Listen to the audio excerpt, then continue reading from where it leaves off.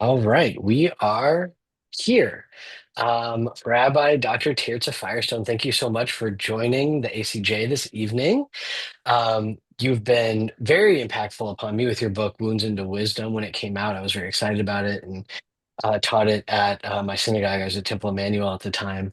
I don't know, you're a gadol bador in my opinion.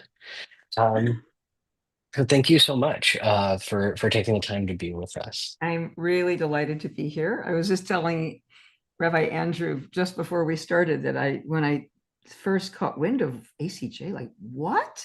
Who are these people? What is this organization? Like, I had to study. They sound just like me. Where I was just kind of aghast and delighted to learn about you. So I'm thrilled to be here. Yeah, and it's because I've read you. That's why we sound like you. So, um, so tonight we're really talking about the question of trauma, intergenerational trauma, what it means for uh, humanity writ large and Jews in particular. It's a constant conversation right now, especially um, uh, when it comes to the way people frame talking about the ongoing horrors in Israel and Palestine. Um, and this is your specialty. So I would love to just hear you kind of start out explaining what intergenerational trauma actually is. Like, where does this concept come from? What does it mean?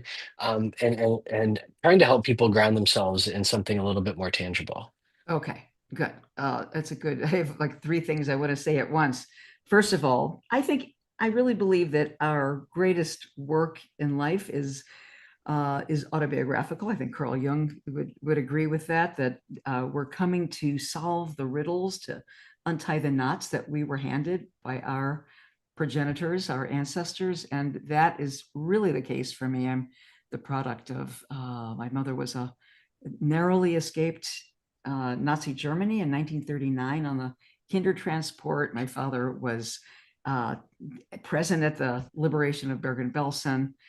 He was an American who was sent overseas. Anyway, and as a rabbi, I worked with Rabbis for Human Rights well, starting from 2007 for about 10 years, going into the West Bank, not into Gaza. And Andrew, what I saw there was, I I think it stimulated such cellular memory for me. Yeah. It was so incomprehensible how it was that most of my family had died in the ovens, and how could this be going on? I saw things that didn't. I couldn't connect the dots until I realized, oh, this is not geopolitical. Oh, this is not religious. Oh, this is nothing but in a sense, psychological, psycho-spiritual trauma. This is something that we haven't worked out. It's in our blind spot that that the Jewish people would have watchtowers and checkpoints and barbed wire and walls, separation barriers with graffiti on. Like, it was a reenactment, a recapitulation that was incomprehensible unless you understood it through a psychological lens. So I went home, Mhm. and after standing on the pulpit and just trying to making, ad nauseum sermons that people just, I don't know what they did, my congregation did with them. Um, At least they didn't kick you out for them. no, no, no, no, they didn't. I think that they were shocked, but Yeah. you can only hear so much. Finally, I went back to get my doctorate in trauma psychology and depth psychology to help me understand what is going on at a personal level, at a family level, at a collective level. So let's just start from the beginning. First, to invite people, when I teach about these things, I say, let's really be grounded. Mhm. I invite everyone to have a glass of water, because Yes. each of us who are listening, we each have traumatic precursors in our families, in our personal lives, but also certainly if you're Jewish, and even if you're not, you have some form of oppression or pain, suffering that went on for your relatives. So when we drink, when we sip, when we come back into our bodies. And I'm going Mhm. to invite you to do that through the next little while. Please, l'chaim, to life. Yes. I am. Take a sip, and it's very important for the nervous system. So, first of all, trauma. What does that mean? Trauma in Greek means a wound. We all have deep wounds.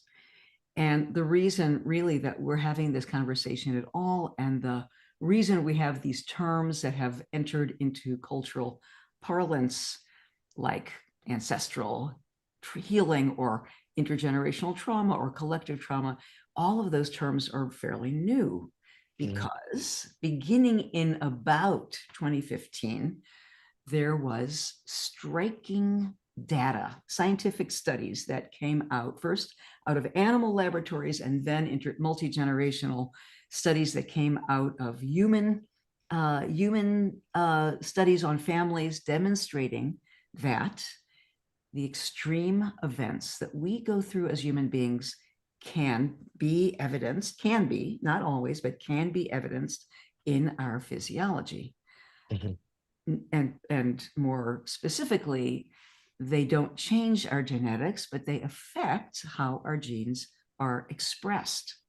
We can go into that a little bit more. This is the science of epigenetics. Now, Mhm. if trauma is the residue, let's say we talk about traumatic residue. So you go through something terrible and it kind of lingers in you. You got that bad feeling in you because it overwhelmed when you had that, even if it was a motorcycle accident, God forbid, or someone violated your boundaries. It overwhelmed, in the moment, it overwhelmed your coping capacities. And so it could have lasting effects in your nervous system. And more so, as we will see, can be, now it is evidence, this is evidence-based science, that it can be, not always, but it can often be transmitted to future generations. Those methylations on top of the genes, the changes that in the genetic expression can transfer to future generations. Mhm. So I like, there's a definition I really like, which I think is useful, by a colleague of mine, Dr. Gabor Mate, who's also a Holocaust survivor. Some of you know him and may Mhm. take issue with him because he is really a trauma survivor, and you feel that in his field, a Holocaust survivor, rather. Trauma is not what happens to you. It's not just the facts that happen to you, it's what happens inside you as a result of what happened to you. Great. Okay. And Yeah. that lands a little bit differently, right? Because Yeah. we've all been deeply affected. I'll just say, let's put this into ACJ context. We've all been just reeling over the events of the past 2 years since October 7th, at least, if not Yeah. earlier. And depending on our family history, depending on where we sit, depending on what we came from and what our ancestors lived through, it may, the facts on the ground land differently for each one of us. You may be extremely disturbed. You may be, okay, it's just, might be matter of fact. Sure. I'll just say one more thing, and that's intergenerational trauma, to finally answer your question, Andrew.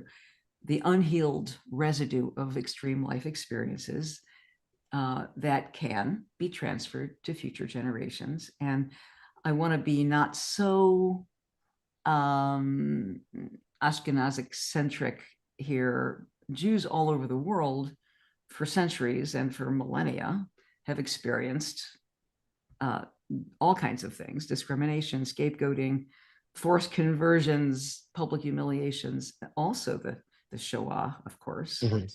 And these influences shaped our collective experience, our ethno experience.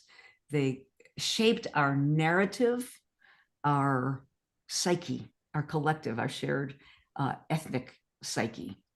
Mhm. Um, so, for example, you can understand this, the experience of constantly being on the run and having a suitcase always packed. That's what I Sure. knew about my answer. They always had a suitcase in the closet ready to go.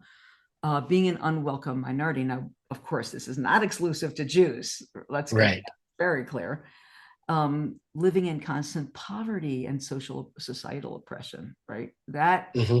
That constitutes complex trauma that certainly will imprint on the psyche of the family and may imprint itself on the biology of an entire group, of an entire ethnicity, in the form of collective trauma, which is that shared experience that shapes our identity. Yeah. Now, all of this is precursory to a conversation about why we're in such, as I was saying before, we're fatutzt. Yeah. That's this crazy Jewish word that's not really a word. We are It really is now. we're all vibrating because, but the last point, then I'll let you talk. I think that the inheritance of unsafety, of not Mhm. belonging, of is one side of the coin. The other side of the coin, and there's always two, at least, may be incredible. That inheritance is also gave us street smarts, and it gave us flexibility and resilience, and all kinds of we're brainy to get to survive, and we're loyal to each other, and all of that. We're tribal because we help each other Mhm. to save each other. So there's gifts as well as scars that come out of these intergenerational trauma residues. Yeah. Well, thank you. Thank you for taking the multi-layered approach, which I really, really appreciate. Um, one of the things you said very at the beginning is really sticking with me. And you were really trying. I feel like you were really trying to highlight this by saying um, it can express it this way, right? It doesn't, and not necessarily, and not in every instance will trauma be kind of recapitulated down the line in the same way. Right. And then that combined with the Gabor Mate quote, which I don't want to repeat because I will butcher it. But what it made me think about is that part of what ends up being integrated as trauma in the individual is the true like objective experience of something harmful, but then also the way that that experience is interpreted by that individual That's right. impacts that internalization, right? Absolutely. And of course, in some ways, we learn how to interpret what's happening to us from our family, from the people that raised us, from the people that taught us, right? Yes. Um, and that's one of the pieces that has always been very interesting to me about how intergenerational trauma gets spoken about in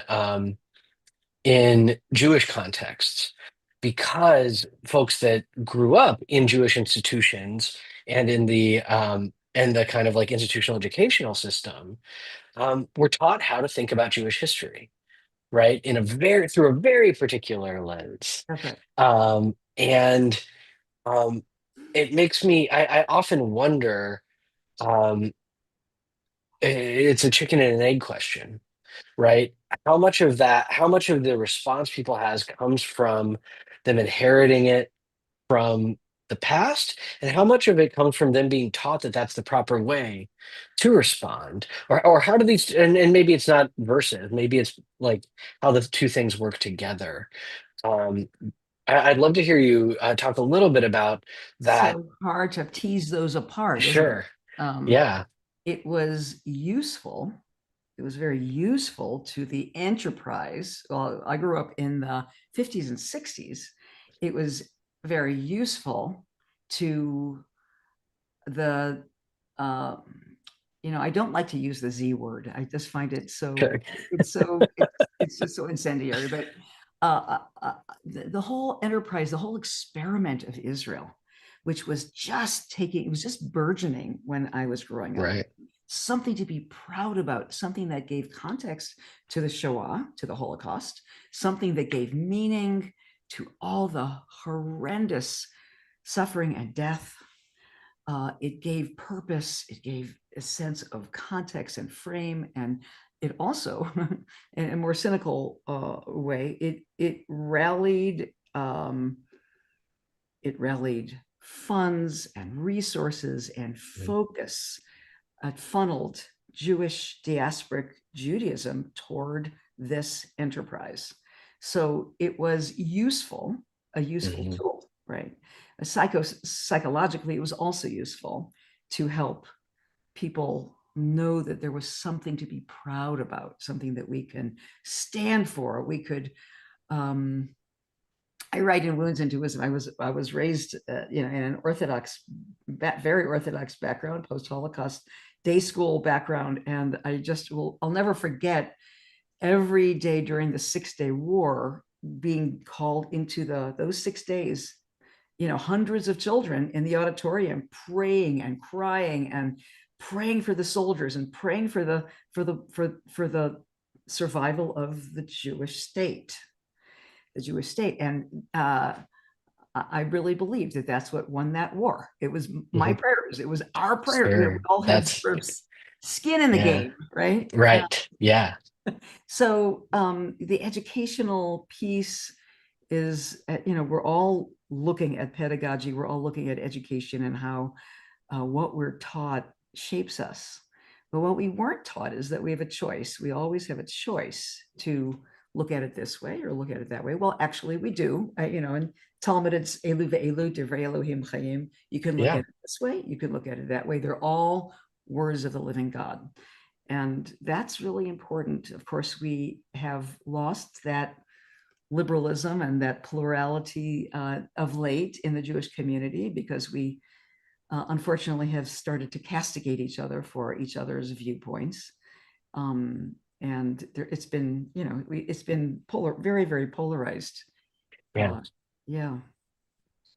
Um, to that end, at the same time, um, where do you see the most common misconceptions of this concept of trauma or intergenerational trauma playing out?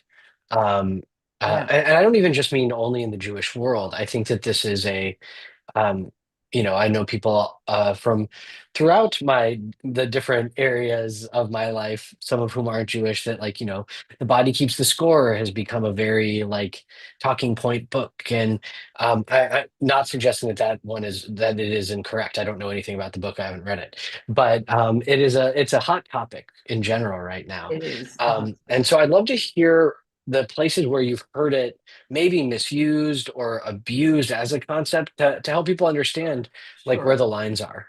Oh, absolutely. I mean, saying that we are the victims of the greatest trauma ever committed by humankind is that can be used. It can be used. Our history can be used as a colossal excuse.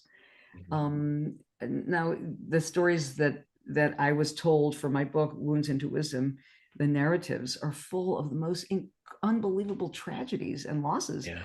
but their survivors surmounted them because we are, to use that word, we're protean beings, where we have this gift of awareness, we have a gift of neuroplasticity, we can change anything, we can use anything. We have, that's, I think, the divine quality, the alchemical quality of the human mind.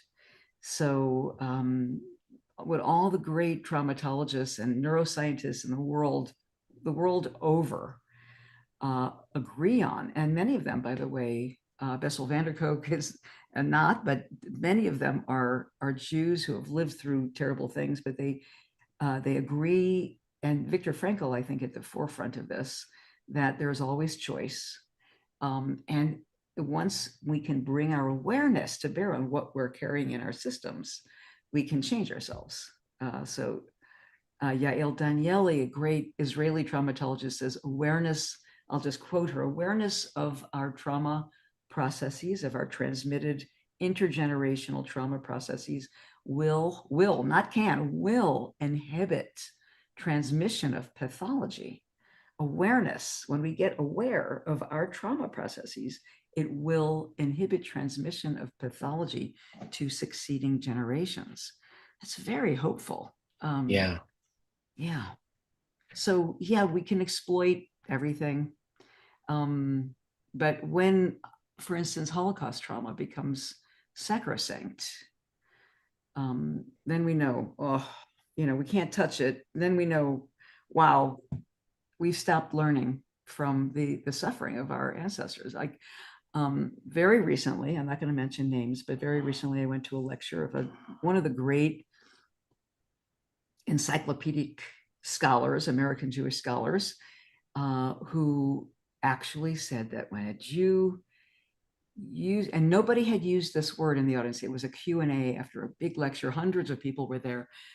When a Jew uses the word genocide, and presumably anyone else either, it erases the fact of the Shoah.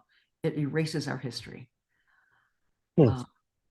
Right? Like, wow, I was like, really? As if we have a trademark or like a copyright on that word? Like, what is going on? But of course, it helps me understand, it helps all of us understand why the G word is another one I don't use ever. I Mhm. don't use it in mixed company because it's such a like a landmine. Yeah. And it just doesn't, it takes people way off course. So then we can't hear. But why it's such a landmine is because we feel we get identified with our trauma to such a point where no one else has ever experienced genocide. And it belongs to us. It becomes ossified. Yeah. Which, I mean, the thing that really that discourse drives home for me that um, it makes me really sad, frankly, is that for so many people, that's the only hook they have into what it means for them to be Jewish, Yeah. is to have this identification with this sense of being oppressed, sense of suffering, sense of um, having an exceptional history of that suffering. And that's the whole thing to them. That's all they got, which is not a particularly positive um, relationship with Judaism or Jewishness, right? Like, what becomes of that 3 generations on if that's all that's taught, That's you right. know? Um, and so I'm now trying to figure out which question I want to ask because I have two that will take us in vastly different directions. Um, I think I'll come back to this, the one I was just about to ask, but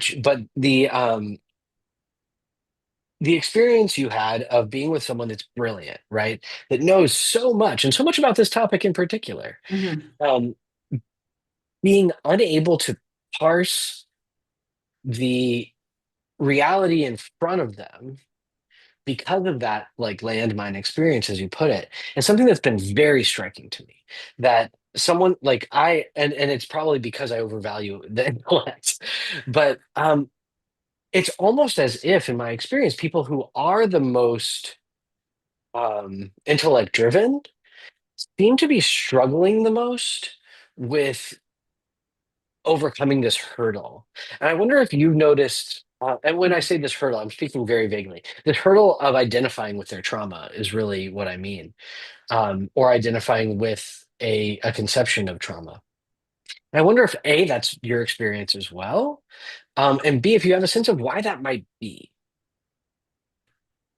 I don't know that it belongs to the intellectual or the intelligentsia.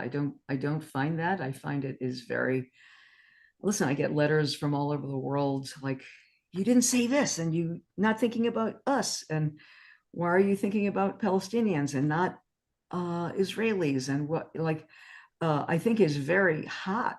It gets very hot, quickly charged for everyone, for professors, academics, for lecturers, for I think that we haven't understood enough about our wiring. I mean, now we're getting into, one of the things when you start to study how the brain is wired and just a little bit, I know, so I'm so much not a scientist, but a little bit about how the brain works, you understand that there's all these different chambers in the brain. And our old brain, our brain stem fires in such um, uh, rapid fire, 0 to 10, protective, defensive. You're looking at me the wrong way. You're said the wrong thing. How dare you? You're invading me. You're attacking me. oppressing me, all the things, I'm in danger, you're threatening my existence. So we jump from 0 to 10 so rapidly. Now this is around the Shabbos table as well, and so it's in the, it's wherever we in the boardroom. It's where we are I call it limbic lava. The limbic brain, the emotional brain, just fires like a volcano and becomes, all the lava starts to erupt. And we can't, when that happens, when we get emotional and hot like that, our rational mind, our rational brain goes offline. They're mutually exclusive. So especially in a group, once that happens, and there's like a contagion that happens. I write about this in the book. There's, in a group, just like someone yells fire, as soon as you hear that, your existential, your survival mechanisms kick in. You're hyper aroused and you want to survive. If there's a fire in the auditorium and you want to make your way, we see this all the time on Yeah. the news. Someone fires a shot, boom. And it's very rare when someone says, oh, let me think about this. Was that really a real shot or was it not? Was it, let me parse this. I don't want to get trampled. No, you just run because you're hyper aroused. The animal instinct is to save your life. Yeah. And that's a life-saving mechanism, but it precludes rational thought. So in a shul, in an auditorium, in a lecture, when someone says incendiary words and that contagious thing sweeps through the crowd, it's very hard to get it back. And Yeah.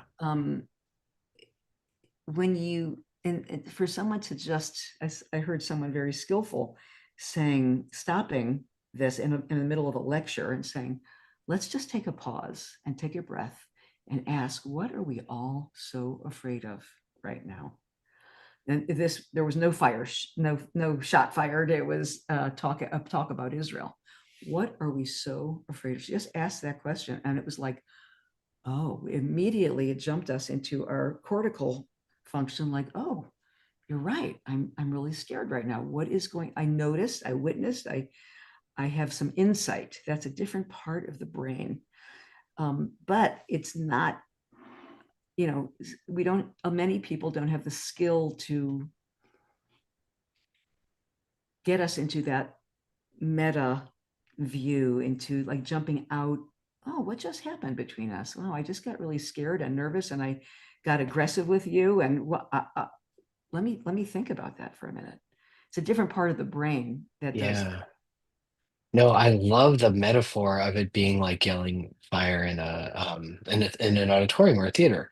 I hadn't thought about it like that. Um, and I it's leading me to wonder, um, and there may not be a good answer to this question.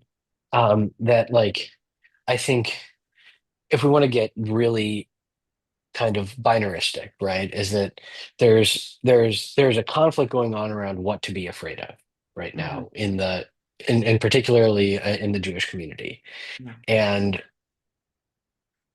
one one side of this conflict does seem to immediately go to an existential fear for like actual physical safety, right? And then the other side, the one that I think I'm now trying to articulate what I'm afraid of, Yeah, good. um, is um, is the is being a bystander for something horrible being done both in the name of Jews and Judaism as one part of it, but on the other part of it, just being a bystander at all, right? Like growing up with a very, and not just growing up, but really developing a very deep connection to prophetic Judaism and the messages of the prophets, and this idea that you should not stand idly by. That I could be that is the fear that's driving me, right? And it makes me wonder if like this is coming from two different experiences of trauma. Mm. from two different sources of trauma. That like one would be like being faced with this present moment, a particular trauma that either happened to me or to in my family has led me to this in one way, and for those other people, it has led them in that opposite direction. Wow. This, Okay. yeah, I'm like barely. I think I think I'm making a little bit I of think sense. you're saying I will. Your second fear is closer to the vest. Is I fear not deducing, making the connection, making sort of gleaning my meaning, my purpose from this, and doing what is right, doing what I must do in the face of what we're living through. Yeah, That's a fear that I might miss the boat here. right. I thank you so much for articulating that. It's so much in the back burner for so many of the people that uh, that I that I listen to in my practice. Also, I think, by the way, just living in America right Yeah, now as a Jew or as any human person who cares about not being silent as people are being smuggled off the streets into unmarked cars. So yeah, it's like, wait a minute, they did that to us. They did that to my people, or yeah, not. But I heard about that, and I swore inside I would, as a kid, I would never stand idly by. Those kinds of deep feelings. I thank you for articulating that, and I want to go back to our. Let's go back to our Jewish upbringing. I mean, mm, most people have been to a Passover Seder, and in the sure, Passover Haggadah, very much, um, it's very, I think, very salient to what we're talking about. In the Haggadah, there's this line, and many of us sing it. Om dimaleinu lachalotenu. That in every generation, they were out to get us. They stood yeah, up against us. They wanted to kill us. They wanted to destroy us. They wanted to eradicate our people. And God came to our rescue, and you saved us. And in every generation, we're talking about an intergenerational inscription of a very strong messaging, right, to young yeah, people. Of course, there's all these jokes about it. They're out to get us. We survived. Now let's eat. sure, But it reinforces that exceptionalism. It reinforces our entitlement, our isolation in the world, our unsafety in the world, all of that. You can put that over here in the same darn Haggadah, in the same holy book, which is, I think, a compilation of many of our paradoxes as mhm, Jews, because there are so many contravening values. Uh, there is another trope altogether. That's halach ma'anya. mhm, This is the bread of affliction. And you stand and you open at our Seder, we open the door and we say, this is the bread of affliction. Let all who are hungry, all who are oppressed, come and eat with us, because we get it. We yeah, understand. We feel it. We know what you're going through. We went through it. Dafka, because of our history, we're inscribed with this ability to know, to feel, to empathize with you. yeah, So side by side in one book, there are such tension. And as Viktor Frankl says, we have to wrestle with. We all have choice. We have to choose. What are we going to choose? What's the meaning we're going to choose here, and what are we going to do about it? And that's, I think, the spiritual struggle that many of us are going through right now. What do I do with the shame I feel? And I don't see this in public very often. I mhm, hope you don't get nasty letters, Andrew. I feel enormous shame. There's so much unspoken shame that my people are doing this.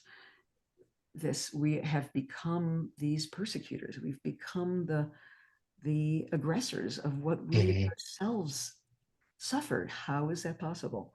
So, what do I do with that shame? What do I do? How does it motivate me? What choices do I make? Um, yeah, no answers, right? Each of us right. has to struggle with these So questions. the looking at that question too from from the lens of trauma and inherited trauma. Um, do you think, in some ways, uh, the particular modes that individuals inherit affect how they choose or what they're more likely to choose? Or do you think that there is some, like, I'm almost trying to like do like a I psychological know, map. You know what I mean? I know, but I don't think there is any formula because No. I've seen such paradoxical responses. People who had every right to get vengeful, every right, Yeah. saw their kids killed in front of them, and they were the ones. By the way, not all Jews. I'm thinking about this incredible doctor, a Palestinian doctor who lost his wife and three kids, and just right in front of him. And he wrote a book. I shall not hate. Uh, I think I don't think there's a formula. I don't. I think that that's where our God-given right to free choice is. What Yeah. choice are we going to make? How how do you, in this time when you enter into conversations, because I'm sure you do quite regularly because you have like a community with people who you can see are so stuck in a like that kind of limbic part of their brain, just projecting some kind of traumatic narrative that they're living constantly that is probably not actually physically happening to them. Right. How have you, in the past couple of years, helped people overcome that stuckness? I don't think we're doing real well, Yeah, actually. I mean, I feel like it's really I mean, I don't want to be negative, but I've stopped trying to change people's minds unless they come to me with wanting to know more and asking questions. Like I'm in yeah, pain. I know that there's other choices to be made, like to not hate, to not castigate entire people, to not dehumanize, to not get into my there is something else that needs to be said in the wounds into wisdom. There are the things that I learned from these people, and I deduced from them what were all the common denominators that these people yeah, said, and and a lot of them spoke about having to disidentify with victimhood, disidentify, like, no, that's taking me down a rabbit hole. As a people, as a person, as an individual, I don't want to associate with that. But a lot of times my victimhood, my our history of victimhood, which is undeniable. I mean, right. nobody, like, unless you're insane, the facts are there. We went through 2,000 years and more of unbelievable scapegoating and victimization.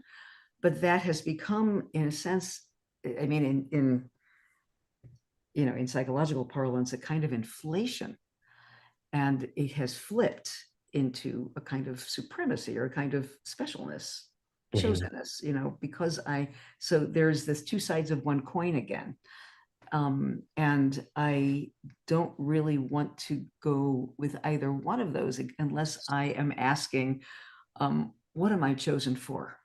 What is the Jewish people chosen for with all this horrendous history? Like, what are we chosen for? Are we just continuing the chain of suffering throughout generations, which is what it looks like we're making that choice now, so that generations of Palestinians and Arabs and people around the world hate us, and creating a kind of self-fulfilling prophecy that just is the biggest tragedy of I can think of in my Yeah, lifetime? Or am I saying, no, we're chosen to be a light. We're chosen to be a light to the nations, to the world, to use our suffering to empathize, to include, to feel for, to bear witness the suffering that's going on now, and to stop that chain of suffering. And I just l'chaim. Take yeah, take a drink because it's so yeah. it's painful stuff. It is. It's hard, and it also. for me, one of the ways, like that's where my mind goes to, right? Is like what is this piece of chosenness? And um one of the ways that I have been wrestling with it is by trying to actually set aside the concept of peoplehood entirely. And which isn't to say that we don't have connections with Jews via just the core constituent reality of Torah being what makes Jews Jews, right? Like we have a historical wisdom and text basis, but rather than or focusing on that, which is a significantly more um, abstract and less tight sense of bondedness um, than how peoplehood is usually formulated, which would then lead, the way that I see it normally formulated, often has to do with a sense of shared trauma, right? And then often has to do with a level of almost metaphysical responsibility Hmm. that you and I would hold for some reason for what an Israeli soldier with the worst of intentions is doing in Gaza right now. That somehow you and I are in in in Yeah. in a metaphysical way responsible for that more so than like a non-Jewish American, right? So like I'm trying to set for myself and for others set that idea aside so that because our contexts of traumatic inheritance here in America, um, and the pools we are swimming in of the trauma created for all kinds of other people in America that some of our ancestors may have participated in as well, right? As white Americans, um, is enough for us to deal with, than also having to loop in what's going on over there as our responsibility. But uh, this all stemmed from you talking about chosenness, and I think that is uh, for me such a context-based question, and that Hmm.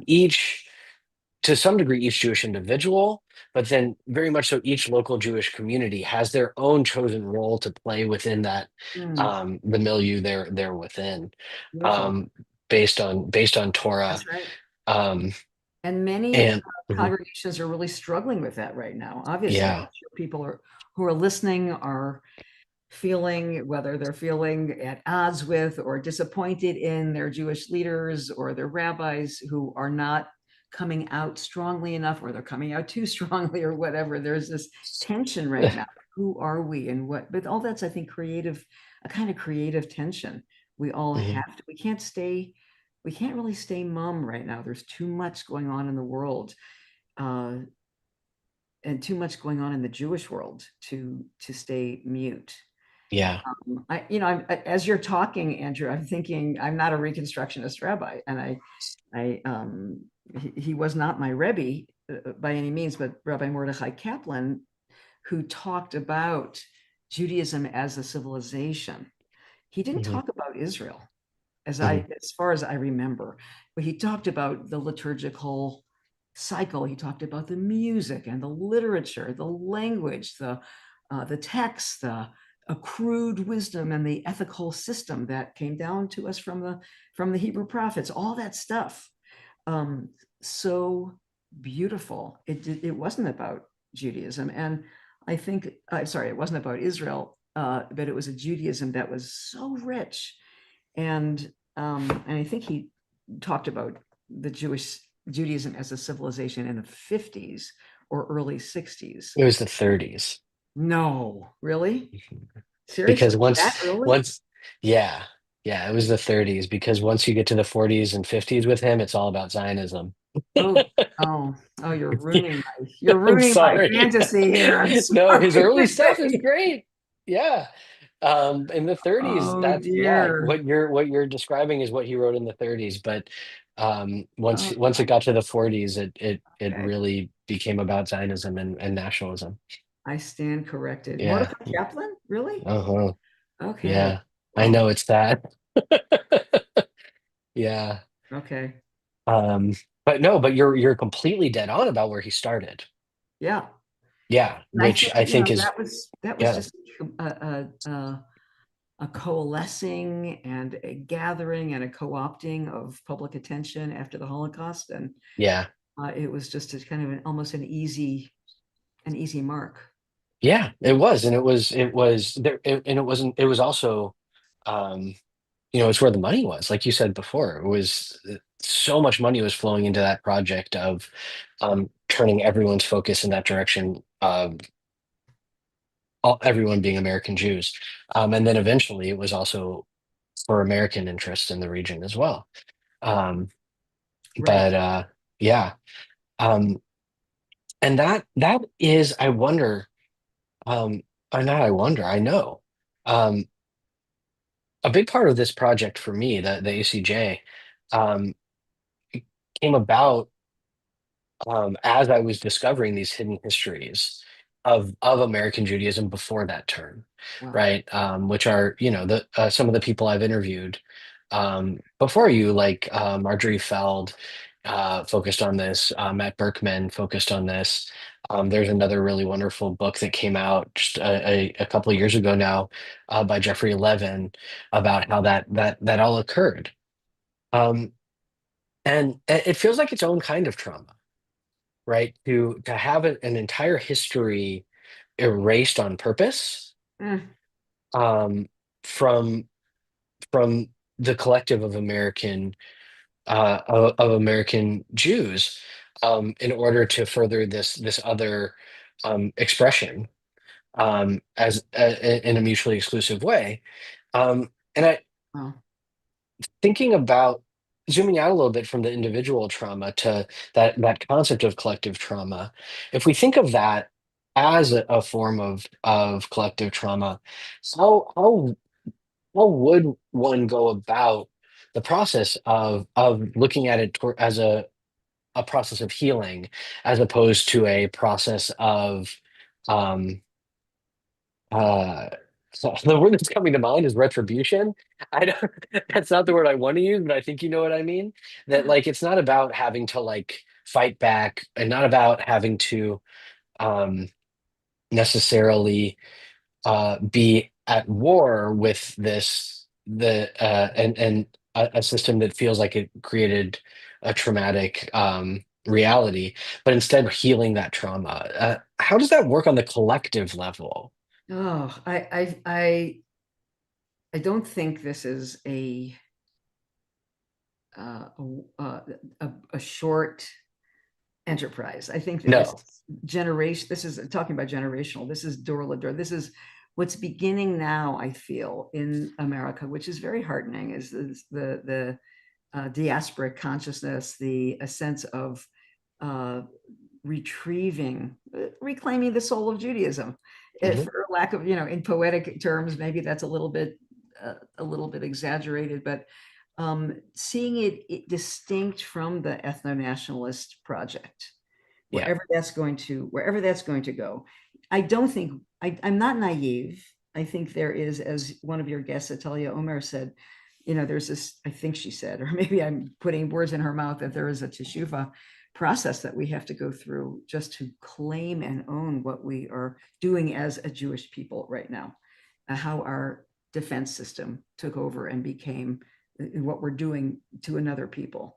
That is not going to go away. We can't just say, oh, well, sure.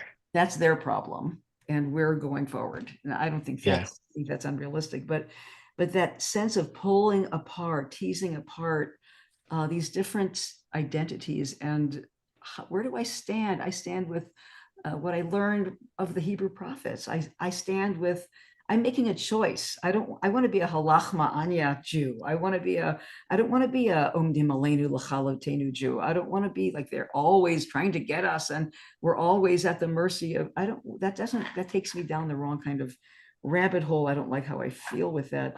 I want to step into my largesse and my expansive identity, even if it is dreamlike. I don't care. It's like, even yeah, if it is, even if I go down as an idealist. That's okay. I want to be that kind of Jew.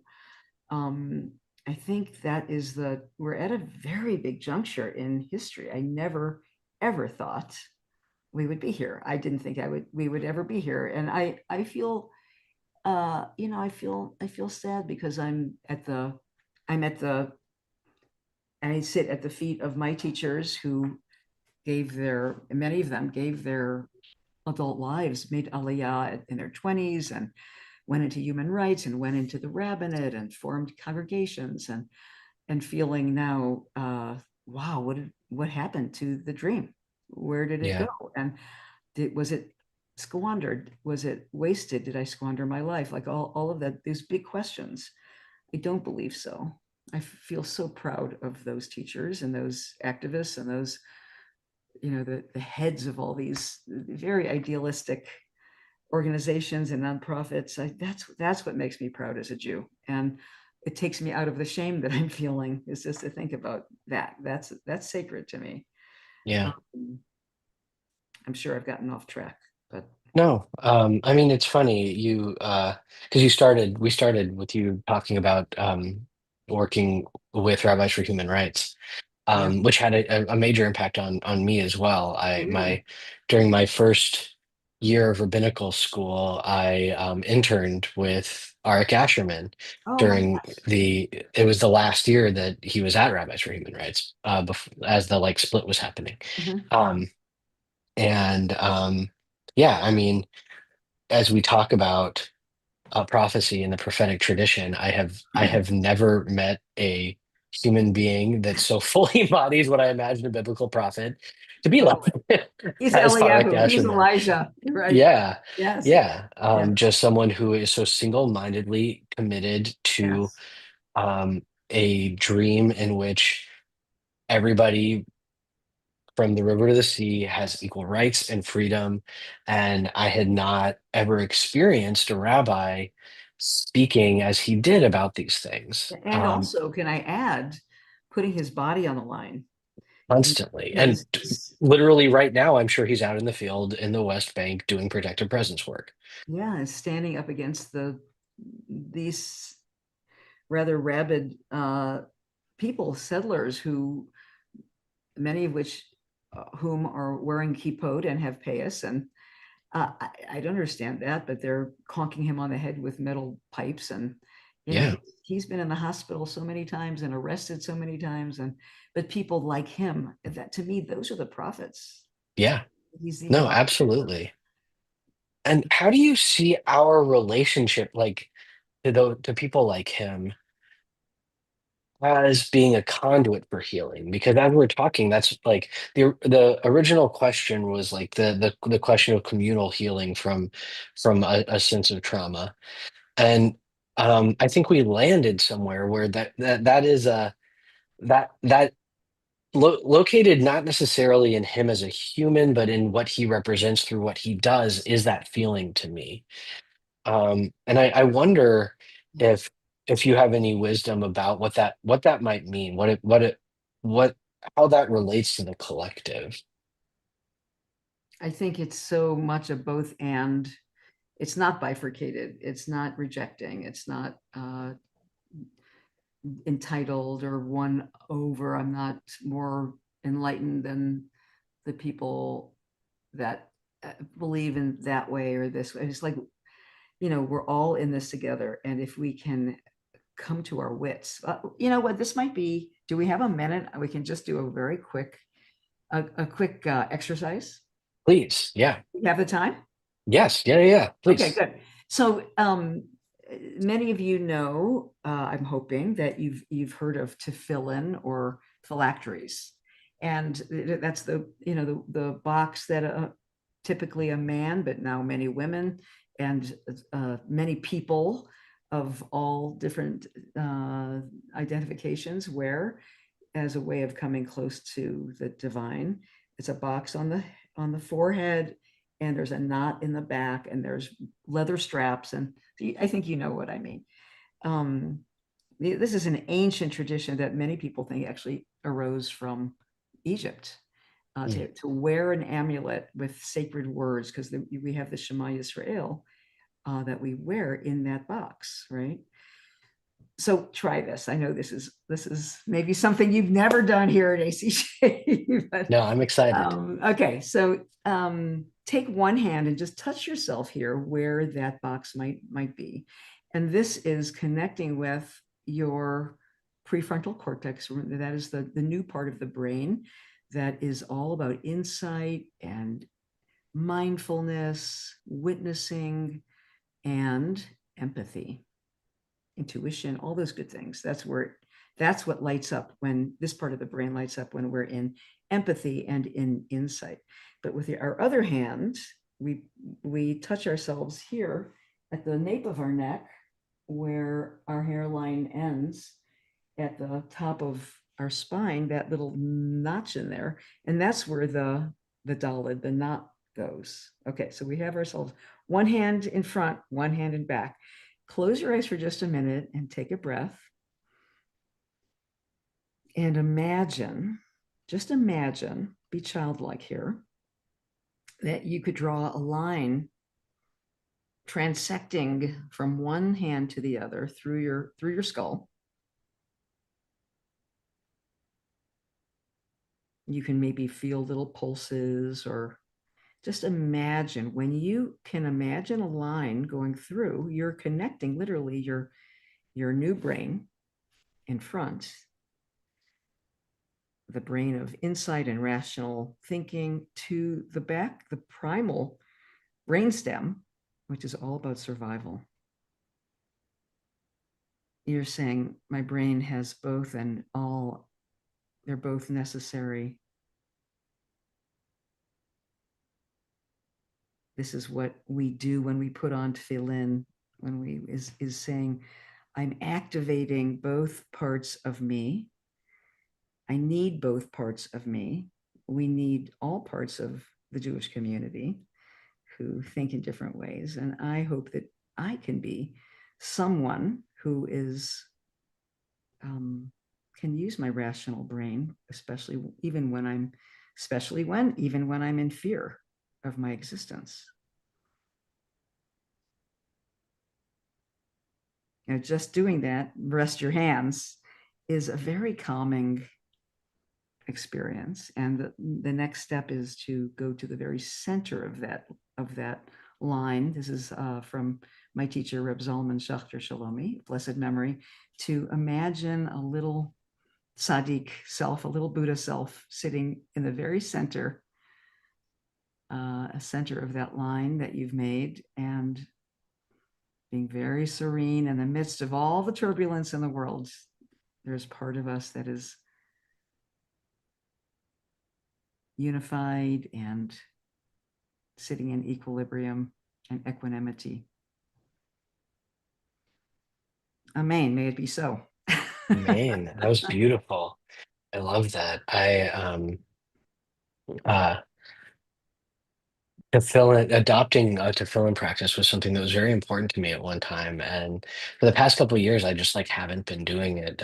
For whatever everyone's struggling with in different ways. And that was very, very moving for me. So thank you so much You're so welcome. for sharing that practice with us, and maybe helping people understand the purpose of that ritual that often seems so um, alien to us folks in America today, that it actually is trying to connect us more deeply. Um, Thank you so much for such a wonderful conversation. Likewise, Andrew. This was beautiful and amazing, and I hope that everybody that was tuning in came away feeling a little bit more um, out of their limbic system, in their uh, prefrontal cortex, and able to cope with where we are right now. Before we go, I want to just tell everyone how to follow Rabbi Firestone. Um, TirzahFirestone.com. You can sign up for all of her mailing lists there. Um, if you want to buy her book, Wounds into Wisdom, which I highly suggest. It's a really incredible collection of stories of people that overcame their trauma to help other people also overcome their trauma. You can go to bit.ly/wounds dash into dash wisdom, and you can follow her on Instagram at Tirzah Fire, Tirzahfire. Thank you once again. Thank you so Thank you much. so much. Yes, and Shana Tova. Shana Tova to you and to everybody.